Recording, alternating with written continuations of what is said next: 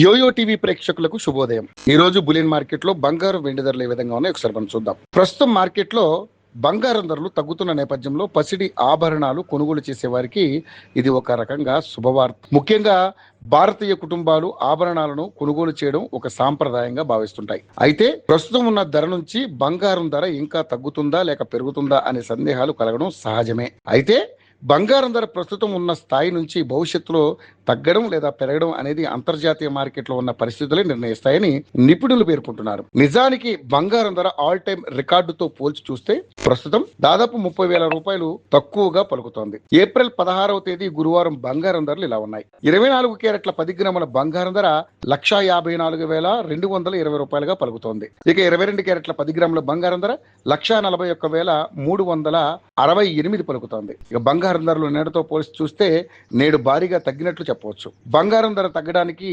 అంతర్జాతీయ మార్కెట్లో ఉన్న పరిణామాల కారణమని చెప్పొచ్చు. ముఖ్యంగా డాలర్ విలువ బలపడే కొద్దీ బంగారం ధర తగ్గుతుంది. ప్రస్తుతం క్రూడాయిల్ ధరలు భారీగా పెరిగిన నేపథ్యంలో అంతర్జాతీయ మార్కెట్లో అమెరికన్ డాలర్ విలువ పెరిగింది. ముడి చమురును కొనుగోలు చేసేందుకు ప్రపంచ దేశాలన్నీ కూడా అమెరికన్ డాలర్స్ సేకరిస్తున్నాయి. ఈ నేపథ్యంలోనే డాలర్ బలం పుంజుకోవడంతో ఇన్వెస్టర్లు తమ పెట్టుబడులను సురక్షితమైన బంగారం నుంచి బయటకు తీసి ట్రెజరీ బండ్లో పెట్టుబడి పెట్టేందుకు ఆసక్తి చూపిస్తున్నారు. ఫలితంగా బంగారం ధర తగ్గుతుంది. గతంలో జనవరి 28వ తేదీన బంగారం ధర 1,83,000 రూపాయల వరకు వెళ్ళింది. అక్కడి నుంచి బంగారం ధర నెమ్మదిగా తగ్గుతూ ప్రస్తుతం 1,00,000 సమీపంలో ట్రేడ్ అవుతుంది. అయితే బంగారం ధరల మార్కెట్లో చాలా అనిశ్చితంగా మారిపోయాయి.